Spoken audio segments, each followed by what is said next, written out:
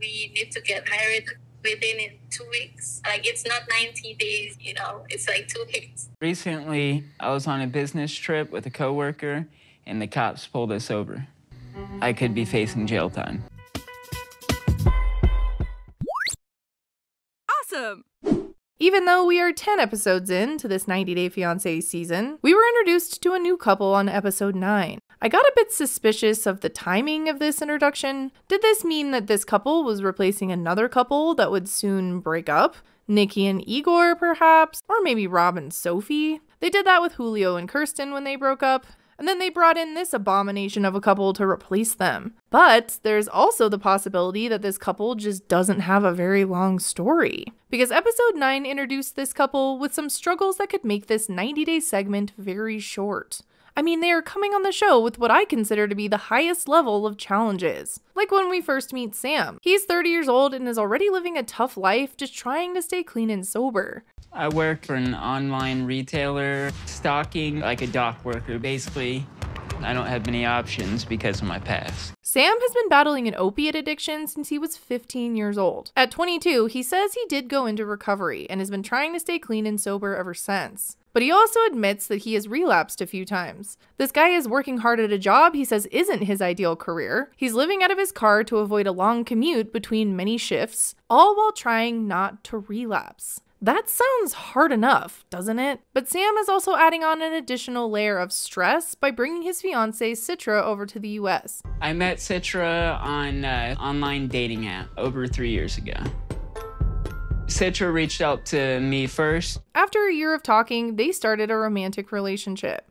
And Sam says that he was honest with Citra about his battle with drug addiction. And I would love to say that her support in coming to the US could be a positive thing for him. And maybe it could be. It would be nice to see a real couple come out stronger on the other side. See their love for each other conquer all. But there is a question I had right when we met Sam that will decide if this couple even has a chance. And that question is if Sam is really in recovery or still in active addiction. Like many of you, I have watched 90 Day Fiancé since season 1, and before Chris and Jamie had their season on the other way. I think most of you know where I'm going with this. I would have said that TLC would not bring someone on the show that was in active addiction if they were aware of it. But with Chris coming on and claiming to have narcolepsy and acting extremely bizarre, she did not come right out and say she was struggling with addiction, but there were many signs that something was definitely going on with her. I mean, at first I was inclined to believe her. People struggle with sleep disorders and chronic pain, but her tales about her house catching on fire,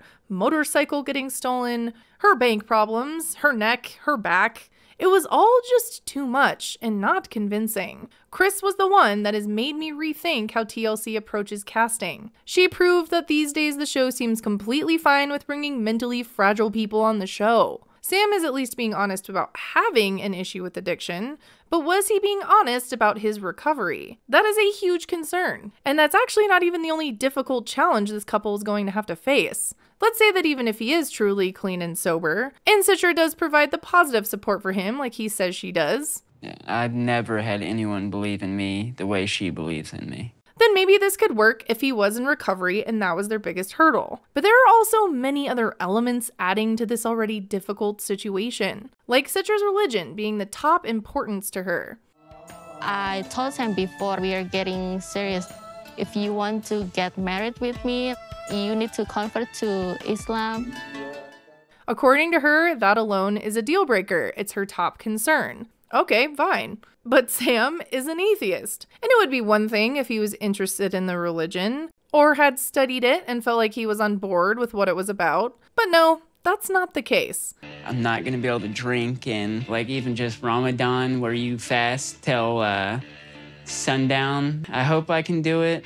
So he is converting to please her and her family because he says there's no wedding if he doesn't convert. This is definitely 100% going to be a problem down the line. Also, did you catch how he said that he can't drink? To me, staying clean and sober meant not drinking, hence the word sober.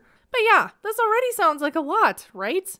Well, let's take all of those challenges, that would already be a lot for any 90-day couple, and then also let's shorten that timeline of 90 days. Because these two are not waiting the 90 days to get married. No! They're getting married 2 weeks after Citra arrives to the US. 2 weeks. My dad will come a few days after me.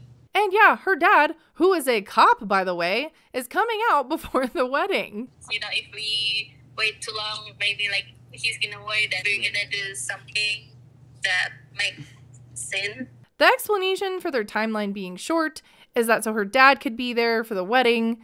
I actually thought it was because they were waiting to sleep together until they got married, so they rushed it. But they say it's because her dad needs to be there to witness the marriage. The dad says that that is important in their religion. But either way, whatever the reason, sheesh.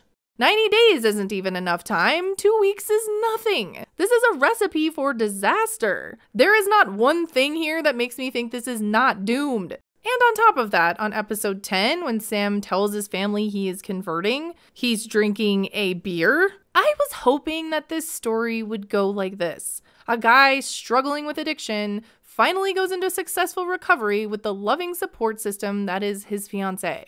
She comes to the US. He continues to stay clean and sober with her encouragement. And they beat the odds and live a happy life. That has to be what Citra is thinking in her head. That's probably exactly what she's expecting. But the hope for that disappeared for me when I saw him holding this beer. He got clean and sober, supposedly. His words. When I was around 22, I got clean and sober. And on top of that, the most important thing to Citra, the religion, he knows nothing about the religion he is converting to. Do they celebrate Christmas? No, I don't think they do. I think there's another holiday. I want to say Yom Kippur, but I'm just kind of making that up. Called something else. This situation is honestly stressing me out, and it just continues to get worse. Not only does Sam not look well in this scene to me, but he has this really bizarre story about how he might be going to jail soon, and Citra doesn't know? Like, what the fuck? I guess their next season on TV could be Love During Lockup. So this is what he says happened. Sam says he was on Suboxone for what sounds like a relapse in 2022. Suboxone, if you don't know, helps to manage withdrawal when you're trying to get clean. And then more recently, Sam got in trouble. Recently, I was on a business trip with a coworker, and the cops pulled us over. They found my Suboxone, and because it wasn't in a prescription bottle, they arrested me. So just to get this straight, Sam was on a business trip, even though he stocks products for an online retailer. What kind of business trip could that possibly be? Anyways, and he says he has his Suboxone in the car, but not in a prescription bottle. So was it like in a sketchy little baggie? He had to have had something else in the car. Police know what Suboxone is. Couldn't they have called his doctor? This doesn't add up and makes no sense to me, but moving on. Basically, the judge offered him a diversion program, so he would take tests and do classes to avoid jail time. But he didn't file the paperwork in time. Because I missed the deadline to file the application, I could be facing jail time. Knowing his fiancée was coming to the US on a K-1 visa. I tend to laugh when things are funny, but also when they're completely ridiculous. And that's completely ridiculous. This is Chris all over again, isn't it? The lies are just different. I don't believe any of this. It's Chris jumping into the pool all over again. My neck, my back.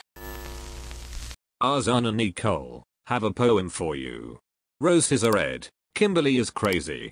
Subscribe to the Kiblz channel. Almost too lazy. Oh my gosh, lazy.